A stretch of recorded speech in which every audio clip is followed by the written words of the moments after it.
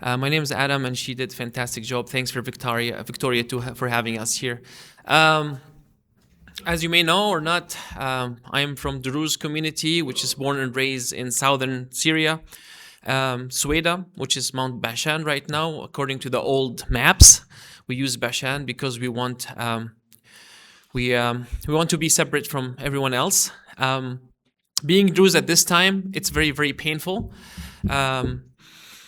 I don't know how much you know about this barbarian attack to my people and my city back in July last year. It's exactly similar to October 7, unfortunately. We were attacked by the new government forces. They attack us with thousands of them, attack innocent people, kill them, rape, kidnapped. Very bad situation. Very, very bad, more than we can think. While they're doing that, they record everything using their own phones. That's horrible. So we see it all. So every person belonging to that city has so much pain and anger that we don't know where to go with. It's deep inside there. It hurts because we thought they're our brothers. Same country, so-called Syria. They're killing us. No one else. So, and while this happening, it lasts for a few days. Nothing stopping them. They come with the tanks, with the machine guns, keep the killing for days. People, we saw horrible videos. You can't unsee anymore. Till the third or fourth day, without the intervention of the Israel Air Force, we will be all dead, and that's fact. My parents and all my cousins and aunties all still live there, and they have to run from house to house to escape this tragedy. Again, we connected with our brothers, the Druze in Golan Heights and the rest of Israel, and they stood by us. So meaningful. We can never forget this. We're all big allies now, because without them, like I said, nobody will stay alive at this point. They did a huge favor for us, and they won us over. Now, my people in Suwayda city, raising the Israeli flag all over the city. They even raising, important people in Israel just to say thank you for what you did. Without you, we don't know what happened to us. They still support us till today with intelligence, with maybe weapons, they say, with food and other stuff that comes very, very difficult to arrive to us, which is really appreciated. That's why I'm here. If you're wondering what is this guy doing here today, we're here just to tell you a little bit of, about us and who we are and how we are very, very close to our Druze people and family in Israel, and the state of Israel now is all we want to work with. People say, why are you doing this? Because when we grow up in Syria, what's so-called Syria, we were taught that Israeli are the enemies. They're the monster, and then they're bad people. That's how they teach us, and that's how we grow up doing. And they're all, wash brain. We're all wash brains about, the Palestinian thing and whatever happened. I don't want to go to that, obviously. But then you learn today who is truly your enemy. Who's your enemy? We want to know. People who protect us when we were killed, or the people that actually they were Syrians or we're in the same country. They just kill us just because we're not like them. We're not Muslims and we're Druze. That's the only fault that we have. That's why we got attacked and we were killed. We had a very bad regime before this regime, which is dictatorship. They were also killing lots of people. When that regime is gone or escaped, those people took over. So I felt, great, finally we're going to have a country like everyone else. I've been in Canada for 15 years and never been back home since, never. Because I don't want this chaos. So I booked my ticket and I went down to Syria thinking, hey, we're finally going to have a good people. I went there, I saw my family. Thankfully, it was a safe visit for maybe 3 weeks. However, seeing the new military or the new, people in the streets carrying guns, they're just covering their face and they have the ISIS logo right beside the new Syrian flag. And this is concerning. Like, why? Are you ISIS? Are you associated with ISIS? Or I didn't understand what's going on. They're all over the Damascus streets, and I've never been in a long time, so I felt something is not right. Sure enough, I came back in February, and in July, all of these forces that I thought they were friendly in the street, they're in my city killing my people. Sure enough, they were ISIS, and this is what the new government wants. The leader was Shish al-Shara. He used to be an active Al-Qaeda and then ISIS and then he's jihadis. Unfortunately, he wants to kill everybody else. They're not. And this is where our struggle came. This is all happening, and it's been happening. They kidnap and raped, and they have still hostages still today. Negotiation back and forth is still happening. And again, big support of intelligence Israeli in certain cities, that 24-hour support. I don't know how to describe it. It is difficult. But like I said, without the intelligence and without the guidance coming from Israel, like again, we're in a very, very bad shape. They could have repeated this attacks again and again and again. So I don't want to say much. What we need today is our self-determination. We have the right to determine our future for us, for our families, and for the babies. The only thing that we want to live in peace, and we don't want anything to do with what's so-called Syria right now. We want to have our own state. I know it's very easy said than done, but there are so many people working hard inside and the outside and in Israel to make this happen. So again, I just want to thank you all for the support, the state of Israel, for standing by us and our people. And we're all allies. We're all gonna be with you. And they told me, Israel don't care about you. They care about their own interests in the area and they want to take over. I said, you know what? If Israel's interest will work with our interests, then let it be. That's absolutely fine. We wanna live. I want to continue living, and we are loyal to the people who actually only protect us, not to kill us and murder us and our kids. So thanks again. I will leave the mic now to my friend Carlos here, who's more involved in history of our Druze communities and then the strong relationship between Israel and Druze throughout the years. Thank you so much. I appreciate you being here. Shalom. Good to see you everyone today. My name is Carlos Matni. Thanks, Victoria, for introducing me. And I believe my friend Adam introduced the Druze people briefly to you. For those who don't know who are the Druze, we are an ethno-religious minority living in the Holy Land in the Levant for thousands of years. We were going along through the struggle in the Levant, in the Holy Land for thousands of years, together with the Jewish people since the time of Jethro and Moses. We've been struggling to survive in the area since the Arabic Islamic invasion to the Holy Land 1400 years ago, and it's still ongoing. And what happened last July, it was just the end of it, but it's not ending. I just wanted to introduce our people briefly. We are peaceful people. We are peace-loving people. We never initiated a war against anyone. We've been always trying to defend and protect ourselves. Just allow me to use my script here. In the book of Matthew 15:11, the Lord said, "Not what goes into the mouth defiles a man, but what comes out of the mouth, that defiles a man." These words remind us that our true character is revealed not by what we consume, but what we choose to express by our words, our intentions, and the spirit in which we speak. Speech has the power to heal or to wound, to illuminate truth or to spread darkness. It can build bridges of understanding, or it can deepen divisions. Today, I speak not to promote hatred, hostility, or aggression, but to uphold conscience, faith, and moral responsibility. My words are guided by a commitment to justice, dignity, and truth. Spoken with respect, even when the subject is painful, and with courage, even when silence would be easier. To speak for good and moral purposes is not an act of defiance, but an act of faith. It is a responsibility to ensure that what comes out of our mouths reflects integrity, compassion, and a sincere desire to build rather than destroy. This is the spirit in which I stand before you today.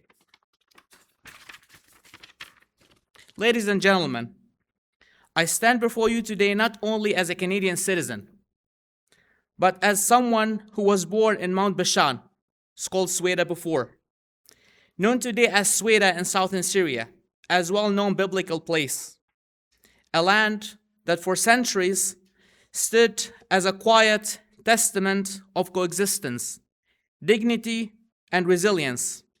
It is a land, but through endurance, not through domination, but through mutual respect and restraint. Today that land bleeds.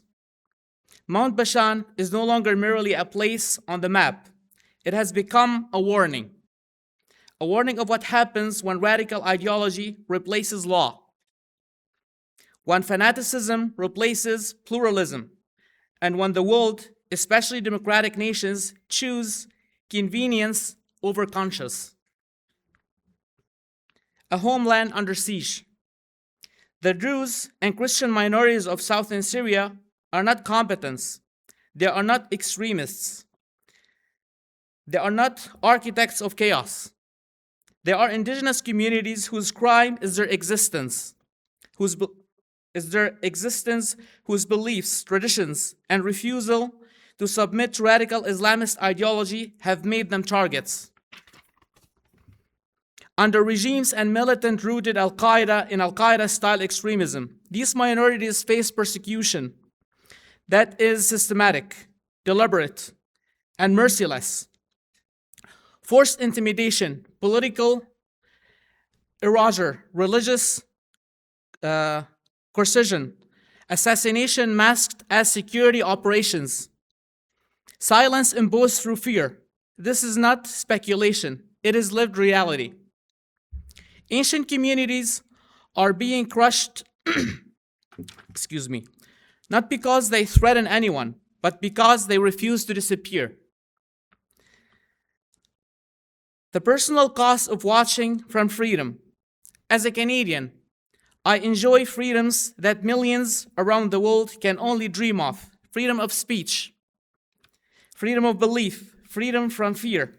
Yet, as a Druze originally from Mount Bashan, those freedoms come with a heavy burden. The burden of watching your homeland unravel while knowing your voice may be one of the few left that can speak freely. I watch families that I'm connected to live under daily uncertainty. I watch a cultural heritage older than many modern states be pushed towards extinction. And I ask myself, what does citizenship mean if it does not come with moral responsibility? Canada gave me safety. In return, I believe I owe Canada honesty. A dangerous moral contradiction. It is in the spirit of honesty that I must speak plainly. Canada cannot claim to be a defender of human rights while recognizing or legitimizing regime rooted in Al-Qaeda ideology, an ideology that is fundamentally incompatible with pluralism, minority rights, women's rights, or democracy itself. What they did in Mount Bashan last July is harsher and more intense than it could be just described by words. Whereas today I'm speaking, the atrocities they committed is way more extreme than any human mind could imagine. They slaughtered innocent civilians in mass massacres. They asked people about their background. Are you Muslim or not? And if the answer is Druze, Christian, or anything else, your next word to be heard could be simply a roar from a gun before the bullets of ultimate hate settle in your head or in your chest. They burned more than 35,000 villages in Mount Bashan. They torn down Druze temples, churches, and they did not even leave the dead. They vandalized graveyards. They came with ultimate hate and evil. They killed the elderly, they killed women, they raped hundreds of women, including minors and children. One of the rape victims was only 8. She was telling her story on social media. They used AI to publish that because they didn't want to show her real image. She was raped on a balcony of her house. They put her on the fridge in front of her family. more than 10 men raped her, and she's still alive. She survived to tell her story, but I can't imagine how she is going to spend the rest of her life. And many tens and hundreds of women in Suwayda are facing the same destiny. Recognition is not a neutral diplomatic gesture. It is a moral signal. When Canada recognizes such a regime, it tells persecuted minorities that their suffering is negotiable, that their survival is secondary to geopolitical convenience, that terror, when properly rebranded, can be rewarded. This is not realism. This is moral surrender. Taxpayer money and complicity. Even more troubling is that idea that Canadian taxpayer money earned by people who believe in equality, freedom, and the rule of law, could be sent into regimes controlled by extremists, into terrorist regimes whose constitution is only exclusion and extermination. Let us be clear. Money is power. Funding is legitimacy. Aid without accountability becomes complicity. Can we honestly tell Canadians that their hard-earned dollars should flow directly or indirectly to structures that persecute Druze, Christians, and other minorities? That silence dissent? That glorify jihadist ideology? That openly reject Western democratic values? I don't think anybody agrees. If the answer is no, and it should be, then policy must reflect that conviction. What happens abroad does not stay abroad. The same ideological blindness that excuses extremism overseas has consequences here in Canada. We are witnessing a deeply concerning rise in radical Islamist rhetoric and anti-Semitic speech within our towns and by our borders. This is not about criticism of Israel or debate over foreign policy. Those are legitimate in a democracy. This is about open calls for violence, glorification of terrorist groups, intimidation of Jewish communities here, including in Manitoba and what's happening in Winnipeg for the last few months, and the normalization of extremist language in public spaces. Yet, the response has been hesitant, fragmented, fearful of political discomfort. Extremism thrives not only on hatred, but on hesitation. History teaches us this lesson repeatedly. Extremism does not moderate itself, it advances until it is controlled. Silence is not neutrality. Silence is permission. When governments fail to draw clear moral lines, when they blur the distinction between democratic values and extremist ideology, they endanger not only distant minorities, but their own social fabric. Canada is strongest when it's principled, when it defends the vulnerable without qualification, when it refuses to trade values for access. I'm not asking Canada to choose sides in conflicts. I'm just asking Canada to choose itself, to choose consistency over contradiction, courage over convenience, principles over political calculation. Defend persecuting minorities abroad, not just in words, but in policy. Reject the legitimization of terrorist-aligned regimes. Ensure Canadian funds never empower those who persecute. Confront extremism and anti-Semitism at home with clarity and resolve. This is not a radical demand. It is the bare minimum required of a democracy that claims moral leadership. Mount Bashan may seem far away, but its lesson is close. When pluralism dies there, it weakens everywhere. When extremism is executed there, it grows everywhere. As a Canadian or as a Druze Canadian from Mount Bashan, I refuse to be silent. Not because I reject Canada, because I believe in it. Canada can do better, and because it can, it must. I'm just gonna speak out of the script, and I'm going to add a few words. People in my home country, or my homeland in Mount Bashan, used to be indoctrinated in schools because we grew up in Syria under a regime that was ruled by the Ba'athist fascist party, as some of you or many of you know, I don't know. We grew up indoctrinated in schools to hate the West, to hate Jewish people, systematically, to be anti-Semitic people. And I was one of those lucky kids. My grandma in 1948 was forced to go travel to the Holy Land to fight against the Jewish people. They told him in Syria, your brothers and sisters in the Galilee, they are getting killed by Jewish people. He was 18. He went there and he found the reality is completely the opposite. He saw Druze people fighting alongside the Jewish people against the extremism, against what's called Palestinians back then. Many of my people stayed there, remained in Israel, and they are living there. They are originally from Mount Bashan. My grandpa had to go back because he was married and he was waiting for a child.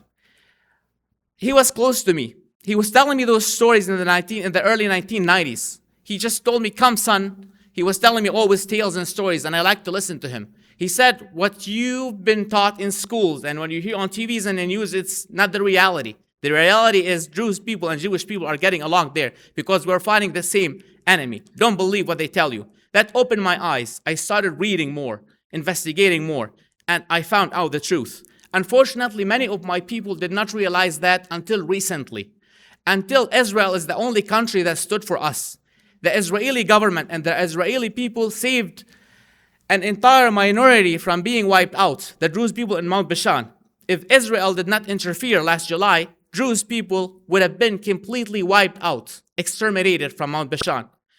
I will speak on behalf of myself here today, on behalf of my Druze people in Mount Bashan and the entire Levant, including Lebanon, people who are persecuted now. They cannot speak out because of what's happening. Representing my people, representing my organization, the International Druze Organization, I would say on behalf of my people, thank you very much to Israel and the Israeli people. We love you. We are brothers and sisters forever. And thank you everyone for coming here, listening to me today. And thank you for Victoria and the Bridges for Peace Canada for giving us this opportunity to come and to speak. Because unfortunately, we don't have many stations today giving to us to speak and to let people know about our story. Thank you very much. I would just like to add something briefly. We are trying to help our brothers and sisters in Suwayda, and we are trying to collect donations. If you want to know about that, just come meet me on my table. Just if you can or if you would like to help us, because many people are displaced there. Many women, kids, they are lacking of education, lacking of the bare minimum livelihood requirements. We are just trying to help them with anything. Thank you very much again. Carlos, would you be willing to take some questions? Would you be willing to take questions? Oh, yeah, sure. Yeah. Anybody have a question? How many Druze are in Syria? In Mount Bashan, there's now 600 to 700,000 people. There are still some Druze communities living in Damascus area. There were some small Druze community living in the north near Aleppo, but they've been wiped out. They've been forced to Islam, or many of them were killed, and they were expelled. I would say the total number in Syria will be close to 900,000 to 1 million.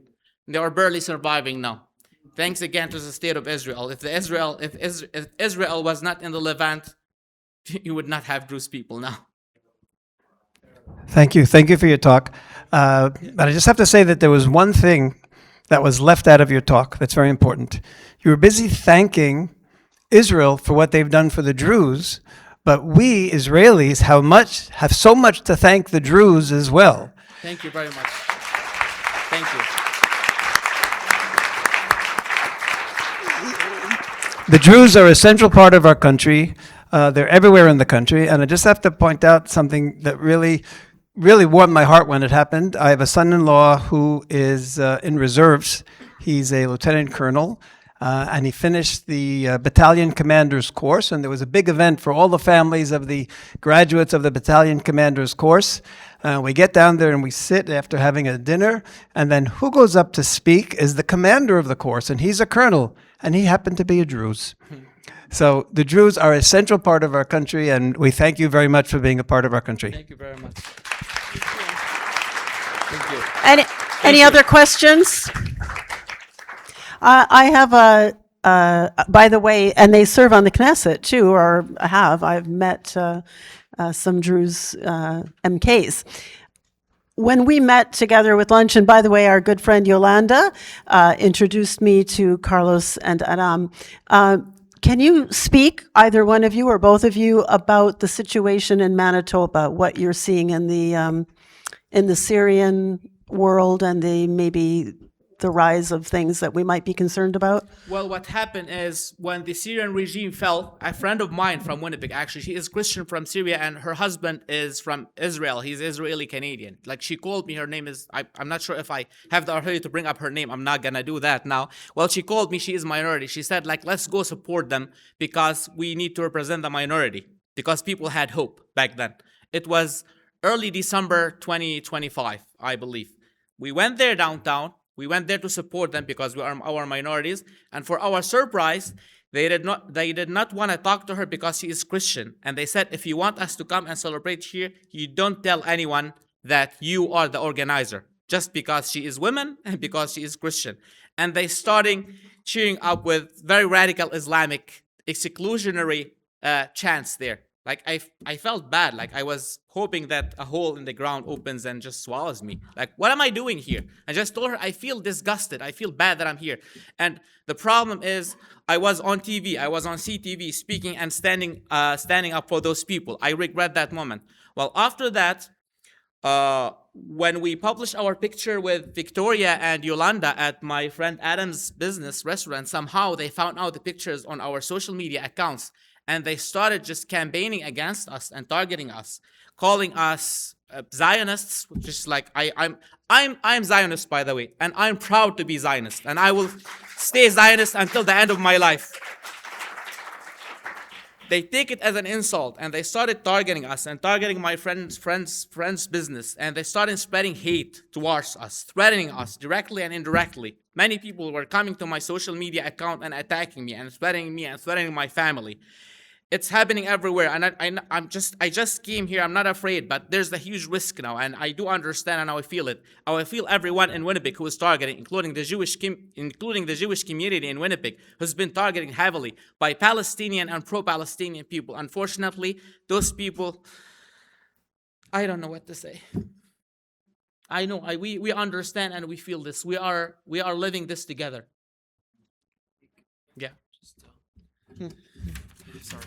Just to answer Victoria, my line of work, I have to work with the Arab community here, which is I thought were one. I was part of them. I was. Till I found out that when that was happening back in the day, there's no compassion, guys. They were celebrating that my people getting killed. Yeah. Celebrating in their social media. When the attack started, they started grabbing the old folks, which is with a beard and mustache, and just cutting their mustache, and they taking video. How insulting that is. So now, when they know I'm Jewish, the first thing they do is this. You see how bad that is? How do you want me to feel about... One day I used to have that Syrian passport. We should talk more about it. Right? One day I used to have the Syrian passport. I'm so ashamed now if somebody asks me, where are you originally from? Tell them from Syria. Because I'm so sorry. Those people, they don't look like me. They don't think like me. I want nothing to do with them to be my community. Now I have no community. To be honest, I thought their community, they support. Thank you. We love you too. That's why. And thanks for having us. It means a lot. I went to one time when this happening, I was very angry. Don't know what to do. And then I went to one of the Israeli places here in Winnipeg. The minute that they know I'm Druze, they came out and they hugged me because they said, we have friends there in the IDF who are Druze. I had a friend's name, Adam's, like your name was. I felt like family. I never felt this way with Syrians, especially nowadays. How shame is that? You feel disconnected, and we want to be disconnected again. because I'm not Muslims, I get attacked and they celebrate the death of my family. So no, I want all nothing to do with that part of land called Syria for now till very, very long time. That's it. I just would like to add something to what he said about the scissors gesture. Well, we'll try to tell this about Druze people. For Druze people, especially for the religious community, mustache is something very different for the religious Druze men. So they grow them, they're proud of them. The first thing they did when they attacked Suwayda, the Syrian de facto authorities, forces, they came with scissors and shaving machines, and they started shaving the elders' mustaches. And the first thing that brought to mind this, what the Nazis did to Jewish people before the World War, with shaving their hair and their beards. Same thing was happening to us. Not only that, when the United States of America hosted the Al-Qaeda terrorist Ahmed al-Shara in DC, a bunch of Syrian Muslims, Syrian American Muslims and Palestinians as well with them together, because they always come together, under the Muslim Brotherhood umbrella, they went to the place where Druze people are gathering to protest against this visit, and they came with scissors in their hands. And one of them was 8 years old child in DC. This one was viral on social media, on media. See that girl? She is a Syrian girl from a Muslim family. Her parents taught her. They were just raising her up and asking her to do this gesture towards those Druze people. I cannot imagine the massive amount of hate they have. And everyone in the West needs to know, needs to realize that people need to wake up, really. Yeah.